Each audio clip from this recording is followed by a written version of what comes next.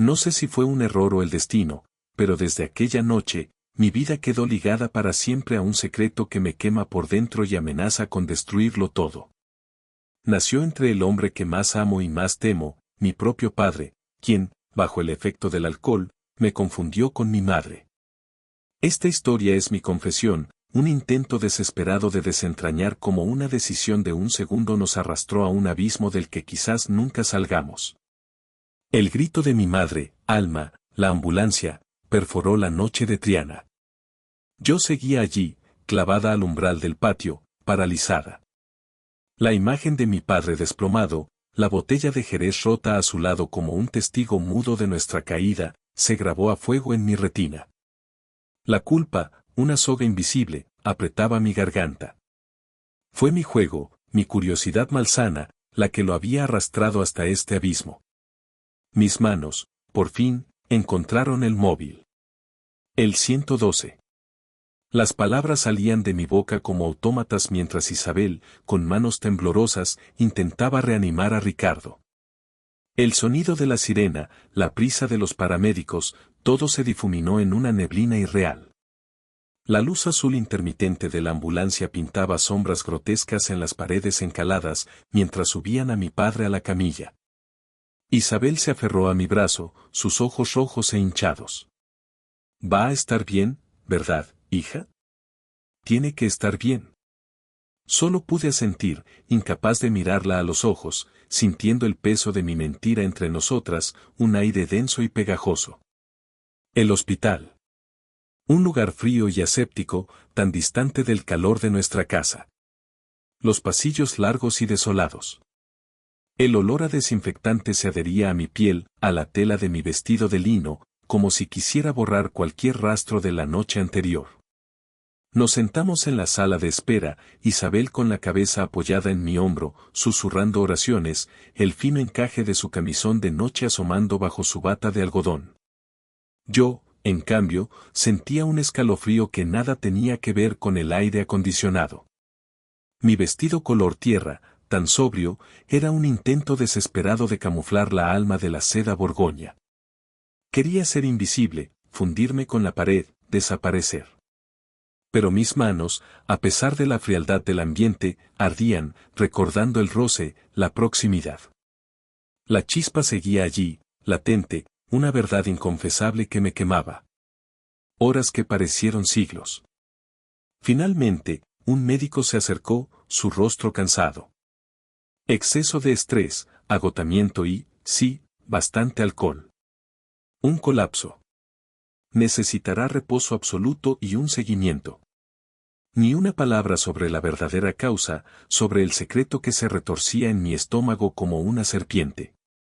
Ricardo estaba fuera de peligro. Un alivio momentáneo, sí, pero la cuerda invisible que nos unía a él y a mí, tensa y peligrosa, no se había roto. Cuando nos permitieron verlo, yacía en la cama, pálido, más pequeño de lo que lo recordaba. Su perfil, tan familiar, ahora me parecía el de un extraño. Isabel se sentó a su lado, le tomó la mano, le acarició el pelo, hablándole con una dulzura infinita, ajena al abismo que se había abierto. Yo me quedé en la puerta, mis ojos fijos en él, sintiendo el calor de la rabia y el miedo. Cuando finalmente abrió los suyos, sus ojos castaños, antes llenos de pánico, ahora mostraban una mezcla de cansancio y una profunda, dolorosa vergüenza.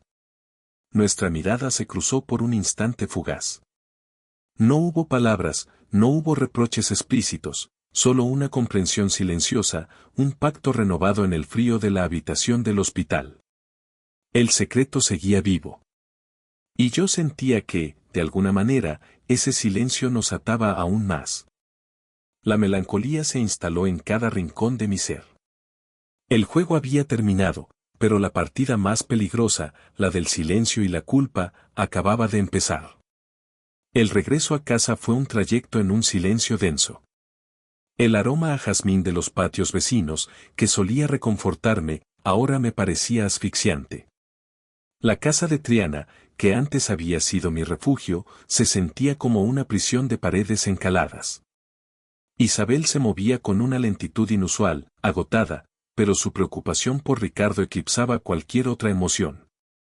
Para ella, era un susto, un aviso del cuerpo por el estrés del trabajo. Para mí, era un castigo. Los días siguientes fueron una réplica sombría del silencio en el patio. Ricardo, débil pero consciente, permanecía en su cama, envuelto en sábanas de algodón. Isabel se dedicaba a cuidarlo con una devoción incansable, llevando caldos, ajustando almohadas. Yo los observaba desde la distancia, como una sombra. Cada vez que mis ojos se cruzaban con los de Ricardo, la punzada en mi pecho se intensificaba. Su mirada era una mezcla de recriminación y una extraña súplica, como si quisiera que yo también fuera capaz de olvidar, de borrar, lo sucedido. Pero no podía.